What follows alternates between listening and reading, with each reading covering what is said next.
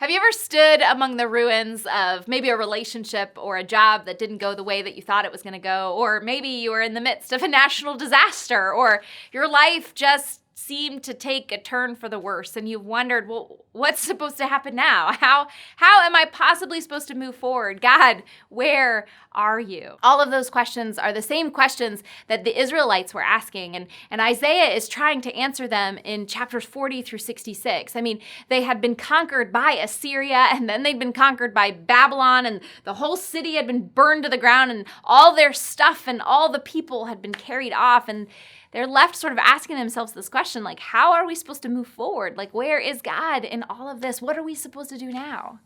And Isaiah tells them in chapter 42, he instructs them, he says, sing to the Lord a new song.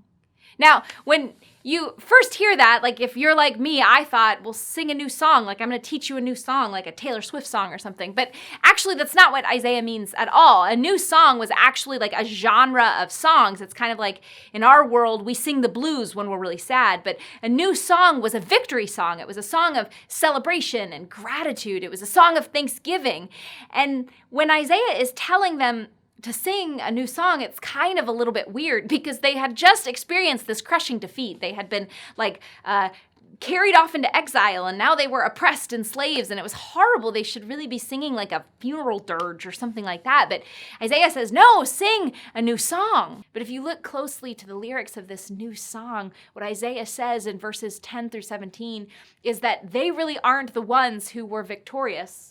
That God was the one who was victorious. It doesn't describe them as the warriors. It describes God as the warriors. It doesn't give a battle cry that they gave. It gave a battle cry that God gave. It doesn't at all talk about the Israelites being triumphant over their enemies.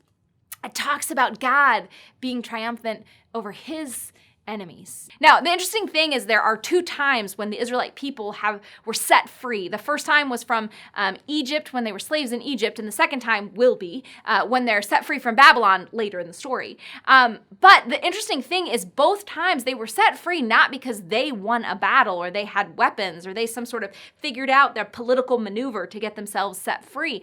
Both times it was because God set them free, that God sort of fought this battle on their behalf, that God maneuvered everything so that they might be set free. And so Isaiah is saying, yeah, don't sing it about yourself. Sing it about God. Sing this new song about God's victory, about God's glory. And this is really important to recognize because in this big mess that they're in, like this whole mess that they're in, is precisely because they stopped singing this new song to God. And they were singing it to themselves. They were singing it to their idols. And that's what landed them in this whole thing. I mean, here's the thing, like, we do the exact same thing. Like, we get a new relationship and we start singing this new song to this relationship, this victory, this celebration of the new relationship. We do this with a new position or power or influence or resources or some sort of accomplishment that we have. We sing it, this new song. And chances are, like, me and you, we need to hear the same thing that the Israelites needed to hear. Sing a new song to the Lord. And the other thing that's really interesting about this new song is that it doesn't tell us that, like, hey, this is a new song about good people having victory over bad people, but it's actually this new song about God having victory over his enemies. See, history is all about like good people versus bad people and different people defining themselves as good and then defining other people as the bad people, and all of these wars and bloodshed and toxic Facebook posts all pour out of this idea that these are the good people and those are the bad people.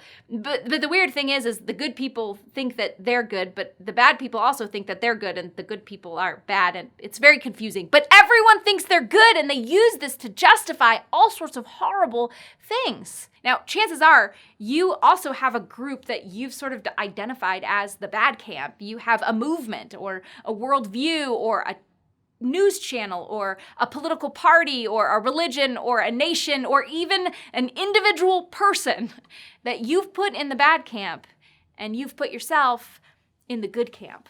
And here's what I want you to hear, like, this whole thing is not about you versus them. This whole story that God has is not about you versus them. It's about God versus evil. It's about God's triumph over evil. You see, the battle that was won by the death and resurrection of Jesus Christ, it wasn't about good people versus bad people. On the cross, that's not the victory that was won. On the cross, the victory that was won was Jesus defeating evil. And here's the deal, the final note of this new song that is this victory song that's sung throughout the whole story of God, with the final note was sung with the words, "It is finished." You see, the pursuit of justice that has been going since the beginning of the world is final note is "It is finished." Everything becoming right with the world is capped with "It is finished." See, Jesus has won. Jesus is winning. Jesus will win. Evil has been defeated. Evil is being defeated, and evil will be defeated. And so each one of us is invited to sing this new song of celebration and victory to God. So the question is, like, how? How do I sing this new song? Is it in a certain key or what? I mean, we're really invited to sing this song with our lives. And it all starts with worship.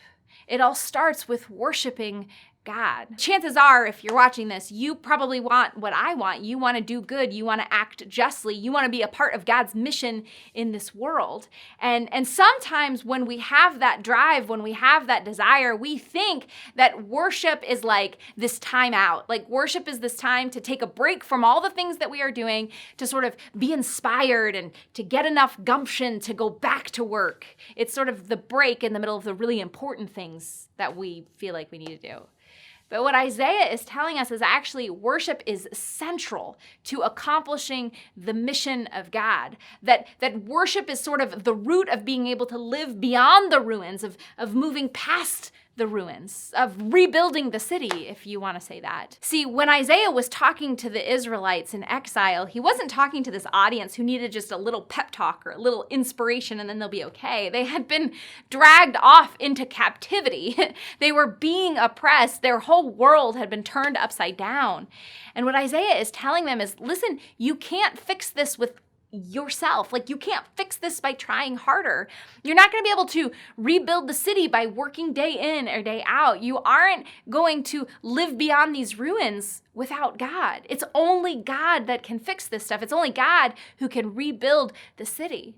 And so in worship, we have this amazing invitation to join with God who loves justice more than we do. We're joining with this God who can fix injustice of people of color, of people with disabilities, of the poor, of the marginalized, of the immigrant, of the unborn. He has been working since the foundations of the world to make all things right. And when we worship him, we join with him.